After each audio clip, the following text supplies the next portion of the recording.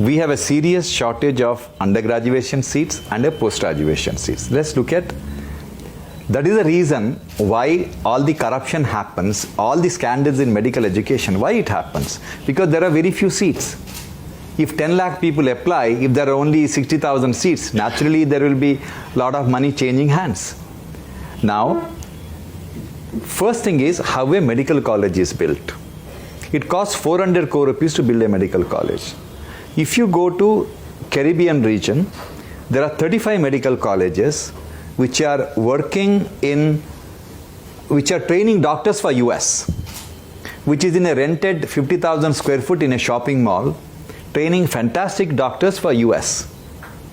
Why are you spending 400 crore rupees and creating this edifice? It is ridiculous. All over the world, medical colleges do not have this rigid requirement. Medical colleges don't require 140 faculty members to train 100 students. 140 faculty members can run a medical college with 1,000 students. So when the whole world has changed, we haven't changed.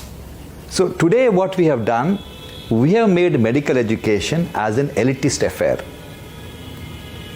Poor children from, when I was a young medical student, my classmates were all children from poor families. Today, children from poor families are not dreaming of becoming doctors. This will have a tremendous consequences.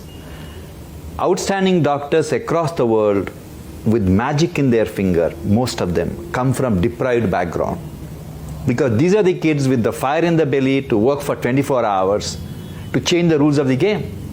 If children from rich families become doctors, they opt for radiology, dermatology and other specialties where they can go home at 5 o'clock.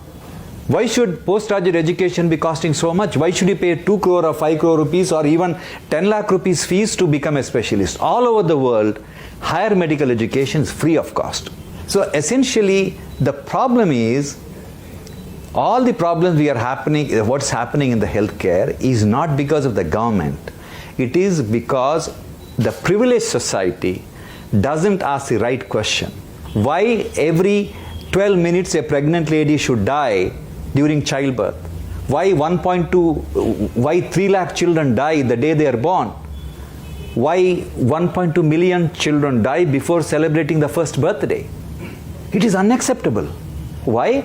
Because we are not asking the right questions. Statistically, if these pregnant ladies had a very good antenatal checkup, 14 to 15% of them need cesarean section. That means we need to do 5.2 million cesarean sections per year. To do that, we need 2 lakh gynecologists. We have 50,000 gynecologists, less than 50,000. Half of them don't practice obstetrics because they don't want to be woken up at night. And all of them live in cities.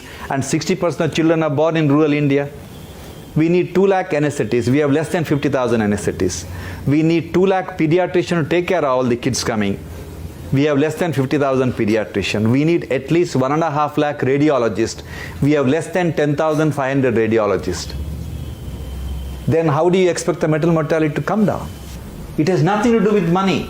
This country doesn't require additional budgetary allocation. This country requires liberating medical, nursing and paramedical education. That's all.